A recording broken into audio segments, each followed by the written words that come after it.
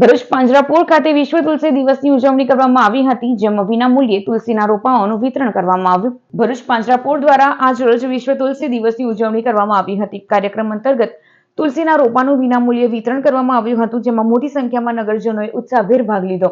આ કાર્યક્રમમાં ગ્રીન ભરૂચના નિકુંજ ભટ્ટ તેમજ ચંપક મિસ્ત્રીની ઉપસ્થિતિમાં તુલસી વિતરણ કરવામાં આવ્યું. આ પ્રસંગે ચંપક મિસ્ત્રી દ્વારા વંદે માતરમનું સંપૂર્ણ પઠન કરવામાં આવ્યું હતું, તેમજ શ્રીમદ ભગવદ ગીતાના 12મા અને 15મા અધ્યાયના પાઠનું વાંચન પણ કરવામાં આવ્યું. આ અવસરે સિદ્ધનાથનગર સોસાયટીમાંથી રોટલી એકત્ર કરી ગૌ માતાને પહોંચાડનાર ભૂદેવોનું સન્માન કરી ગૌ સેવા અને માનવ સેવાના કાર્યને બિરદાવવામાં આવ્યું હતું. કાર્યક્રમમાં ભરૂચ નગરપાલિકાના સભ્ય પ્રવીણ પટેલ, પ્રદેશ ભાજપ બક્ષી પંચ મોરચાના કોષાધ્યક્ષ નિલેશ રાણા તેમજ રાજેશ ચૌહાણ સહિતના મહાનુભાવોએ હાજરી આપી હતી.